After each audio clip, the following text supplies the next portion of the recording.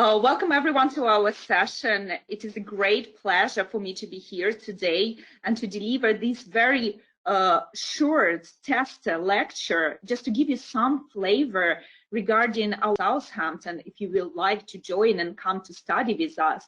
Yeah, of course, our normal lectures are around 2 hours or 1 hour, 45 minutes. Yeah, it's normally very long and quite intense educational experience. However, today, I think in these 15 to 20 minutes, we will be able to learn a few new things. But first of all, I would like to say that, of course, this topic is quite sensitive, yeah, and for some of you and for families or your friends, it could be very sensitive to listen about COVID-19 pandemic, and you perhaps overwhelmed to hear a lot about this topic in the news, in the media, on the social media. Perhaps you're discussing it with your friends, with family. Yeah, but today we will provide quite a narrow view of the COVID-19 pandemic just from the financial perspective. We're not going to touch social costs of this pandemic. We're not going to talk a lot about social impact on lives. We will try to consider this topic only from a financial perspective. So let me first introduce myself. I'm Dr. Larisa Yarovaya. I'm working in University of Southampton. I lecture in finance. I'm also program director of BSc Finance, which is undergraduate program. I'm also deputy head of the Center for Digital Finance because the majority of my research papers that I published today are focusing on different issues of digital finance, including cryptocurrencies and fintech. And recently, of course, as soon as COVID-19 crisis emerged and affected the financial markets, this became one of the important avenue of research. And together with my colleagues, we conducted several interesting pieces of research, and I will talk today about it and providing quite, I think, important and urgent insights to enhance the understanding of what are the financial and economic effects of this pandemic. I'm also an editor in several finance journals, like, for example, International Review of Financial Analysis. And more information about myself or any other member of staff who will teach you on MSc Finance program, you can find online on our website. Yeah, and we have very excellent colleagues, so please just explore our website to find more information about people who will teach you on this program. So let's start. At the beginning of any lecture in the University of Southampton, we like to explain our students the learning outcomes of the session. So very specific things that we're going to learn and the students will be able to do at the end of this session. So today, due to the time constraint, we'll have just 3 very specific learning outcomes. So today, at the end of this session, you will be able to understand the impact of the COVID-19 on the financial markets. You will be able to explain 3 unique characteristics of the COVID-19 crisis, yeah, in comparison to the previous crisis episodes. And finally, you will be able to discuss the financial effects of the COVID-19 pandemic using main finance theories. Yeah, so I will introduce you some main finance theories and concepts. And in your conversation about financial effects of COVID and about COVID-19 crisis, you already will be able to use some terminology. So let's go. So let's very first introduction, yeah, just some quick overview of the COVID-19 crisis, why it attracts so much attention from the finance and economic scholars, because the situation that we're currently facing is very, very similar to the global financial crisis of 2007 and 2009, and often COVID-19 crisis was compared with the Great Depression in 1930s in the US due to this large impact on the economy and on the society caused by the social distancing measures introduced by government. Also, for example, Professor Harvey calls this crisis the Great Compression. Yes, so already some sort of metaphors been introduced and used to describe this COVID-19 crisis.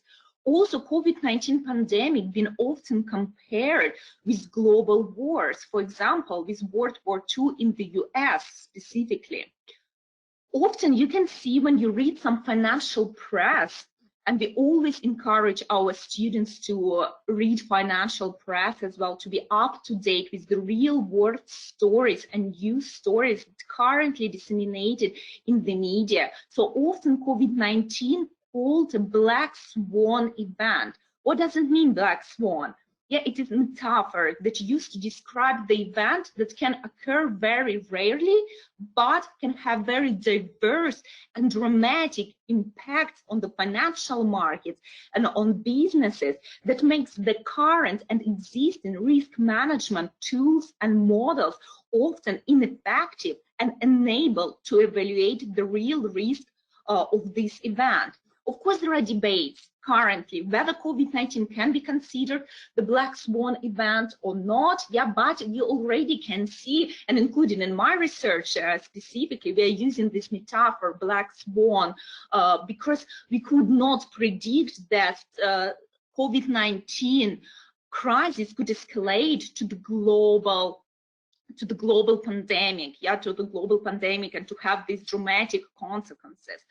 Also, saying that we can compare COVID-19 crisis with the global financial crisis, with Great Depression, or with different war and military conflicts.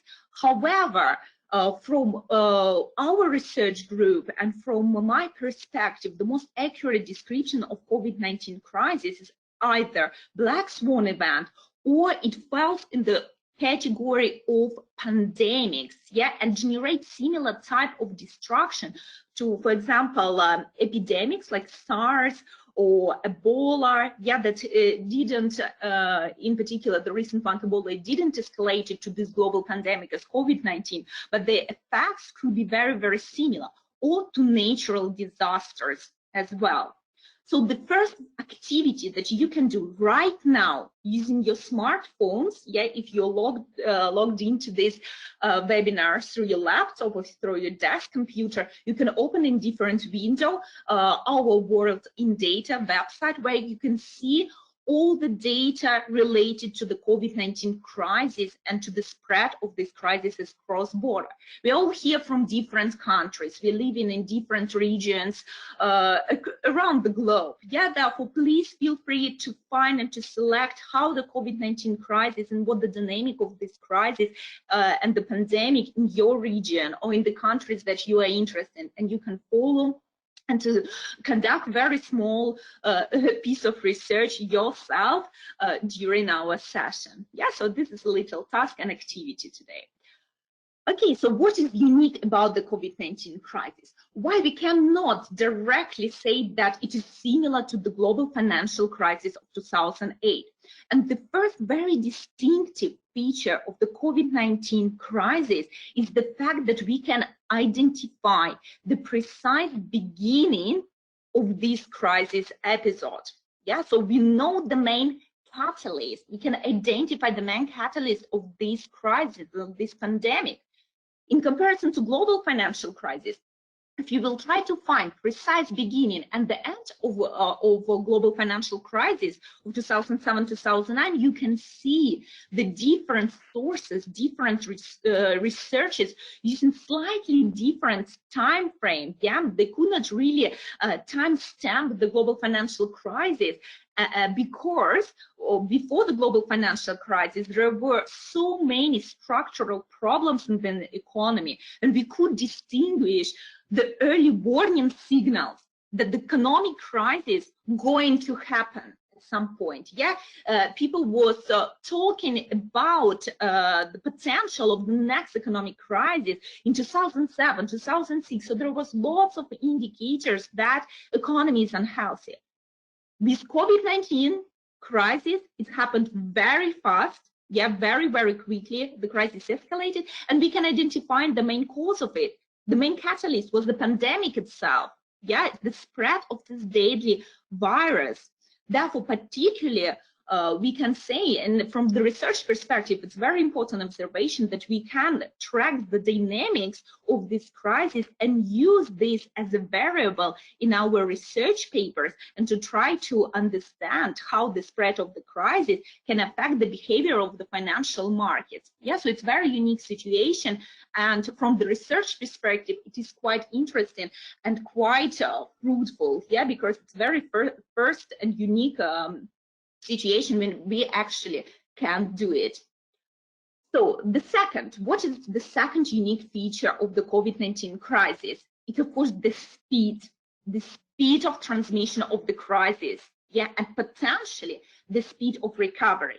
Of course, there are certain different arguments available currently, and nobody can predict the precise end of the crisis. Yeah, vaccine and creation of the vaccine is still under the question. Yeah, before nobody could invent COVID or coronavirus vaccine. Yeah, so it could be within the next 12 months, 18 months, or we don't know. Yeah, there is huge uncertainty about it. But saying that, if we have a look on the recovery and the immediate reaction and recovery of the financial markets from the COVID-19 shock, yeah, as soon as it hit the financial markets and the countries start closing their borders, restricting travels, and also introducing different lockdown measures, we can, again, timestamp those events and can see how quickly market reacted and how quickly the specific market can recover it. So on this slide, you can see different categories of asset classes. You can see precious metals, for example, gold, silver. Yeah, that's why they're called precious, because the value of those metals are very, very high for not only for industrial production, they can be used for jewelry. Yeah, so you're all familiar with this type of assets. Also, you can see stock markets, and you can see some cryptocurrency, the most well-known, for example, Bitcoin here. And the orange blocks demonstrate the gain in value after the shock, while blue blocks demonstrate the losses. So you can see that the markets respond immediately to the COVID-19 shock, and it was a decline in their prices. However, it followed almost very, very quickly of the recovery of those markets to pre-COVID levels. Yeah, and you can see very clearly from these diagrams that potentially we can see very, very quick escalation of this crisis and spread across border. But at the same time, we could expect that the recovery could be quicker, especially for some specific financial markets. If we talk a little bit more globally about the economy in general, a good example could be unemployment. Of course, lots of people lost their jobs, and it's really huge economic cost for the society. However, if we assume that the lockdown restrictions will end, and hopefully they will end soon, yeah, let's hope for it, we can still believe that potentially lots of people will be able to come back to their jobs. Restaurants will reopen eventually, small shops and small businesses will reopen. Of course, they would require lots of government support and great fiscal response that was really, really different across the countries and across borders, yeah, if you follow in news.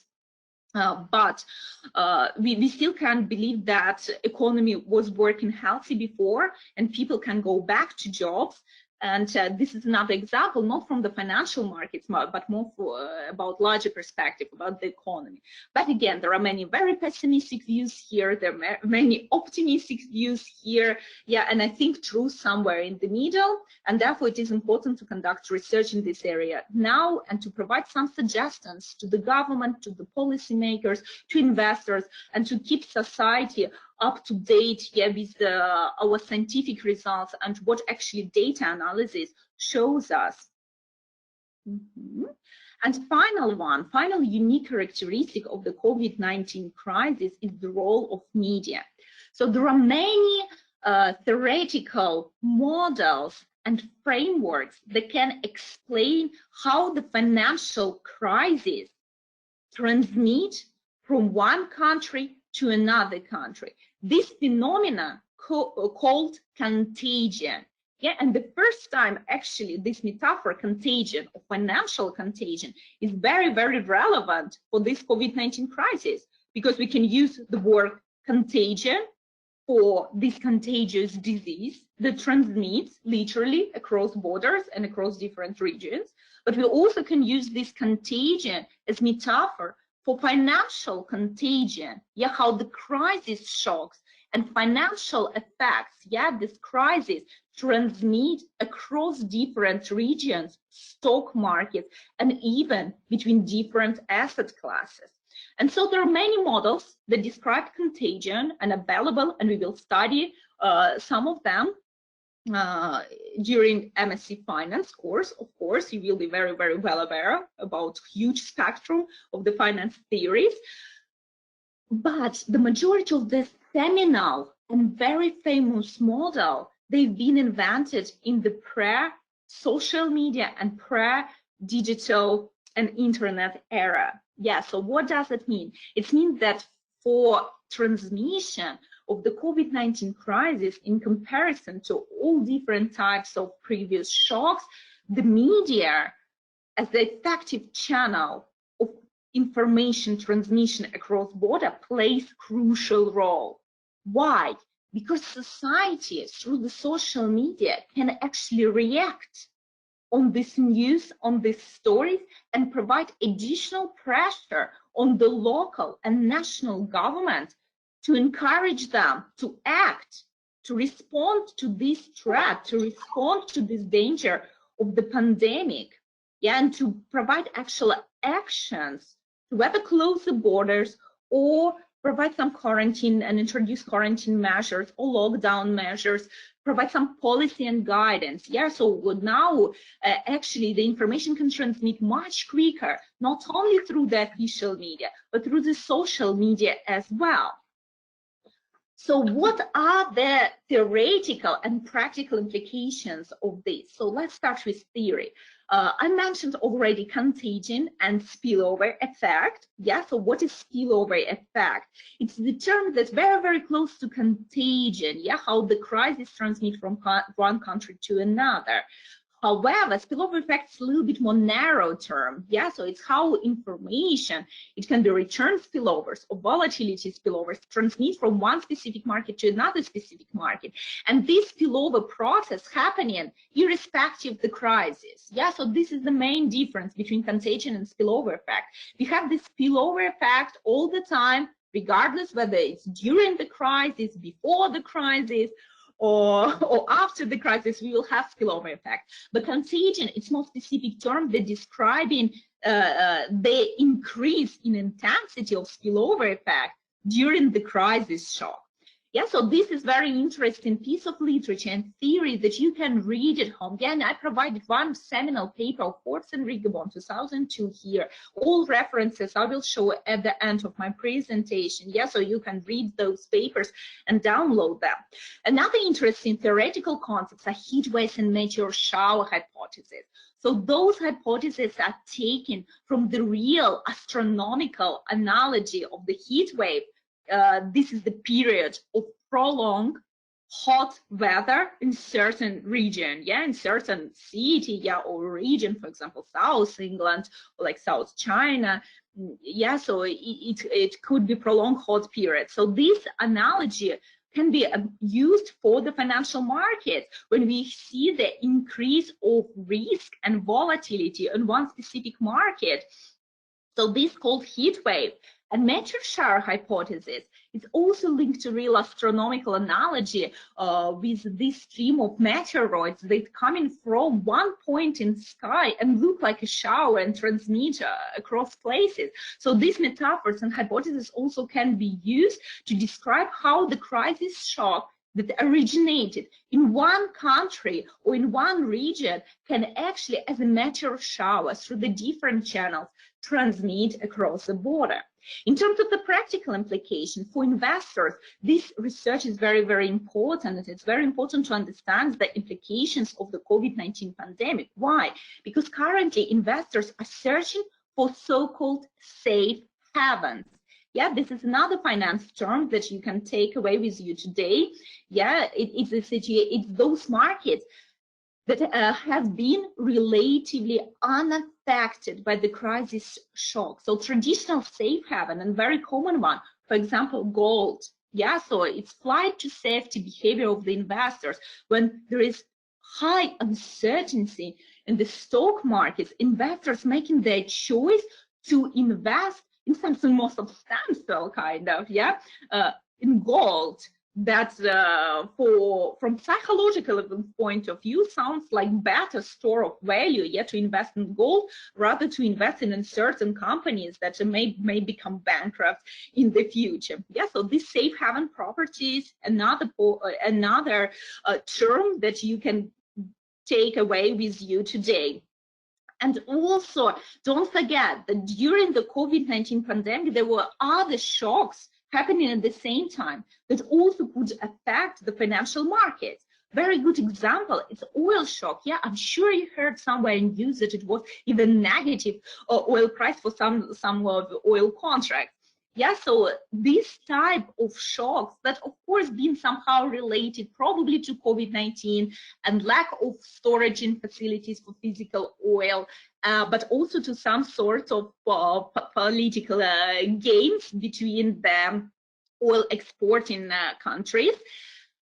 This oil shock can also affect the financial markets, and according to the recent research, we can see that, particularly if we consider in January, February, and March, oil shock affected the US financial markets even stronger than the COVID-19 pandemic.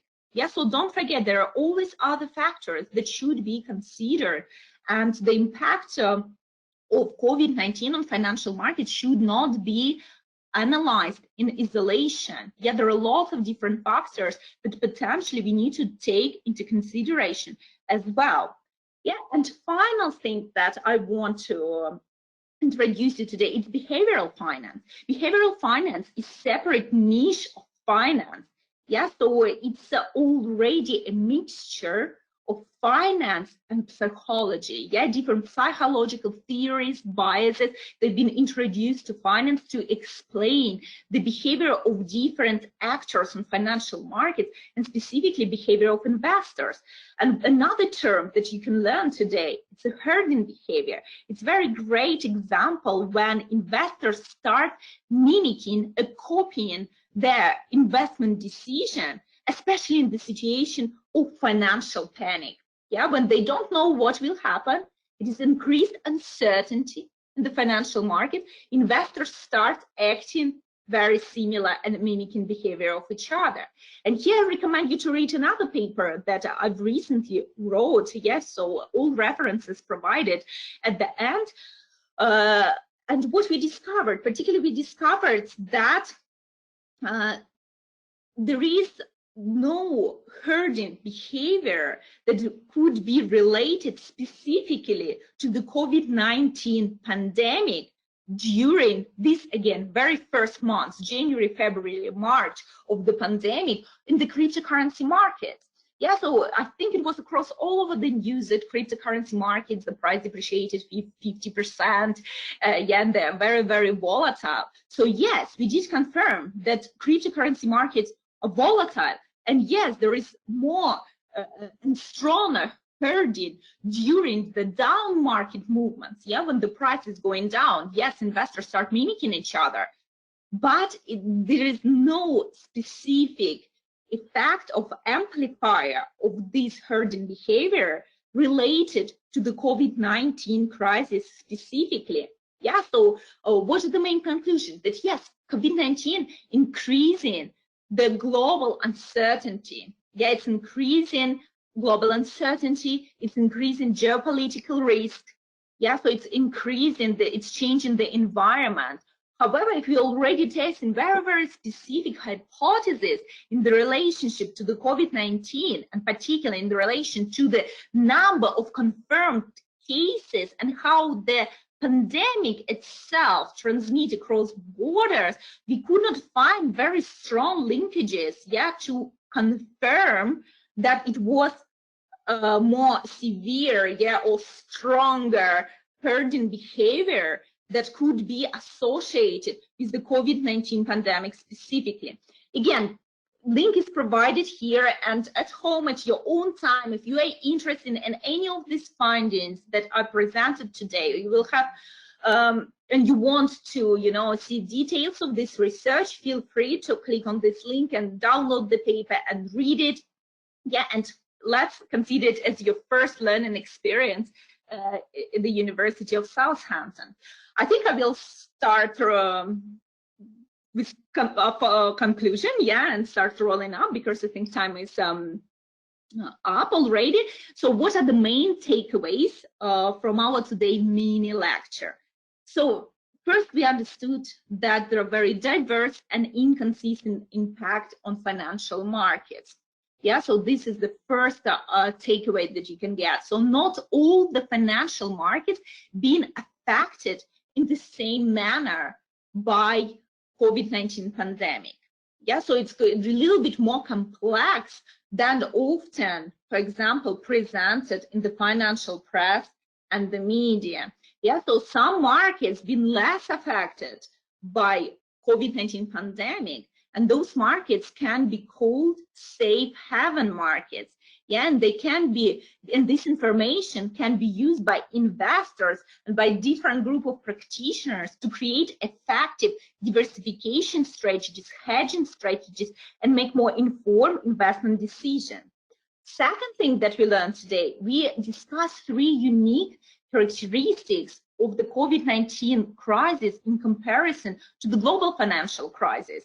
So, for example, the first one, it's easy to identify the main catalyst and timestamp the pandemic and the spread of the crisis.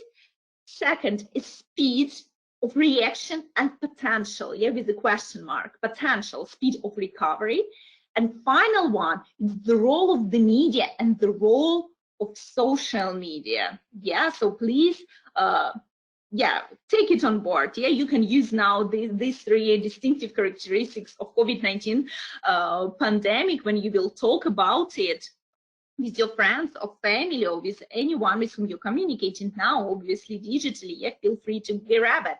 And don't forget to use some main concepts and theories that we learned today: contagion, or even more specifically, financial contagion, spillover effect, black swan event. Read about it. It's very interesting metaphor to use black swan. Yeah, all swans are white, but this one is black, something unique about it. Portfolio diversification. And don't forget about the behavioral finance. And today we learned one specific small bit of it as a herding behavior. If you will have any questions or you want to reach me out after this presentation and just to follow up, please, you can see my email address here. Just drop me email if you need any more information. You also can follow me on the social media and drop me text there. Again, I'm trying to respond very quickly normally.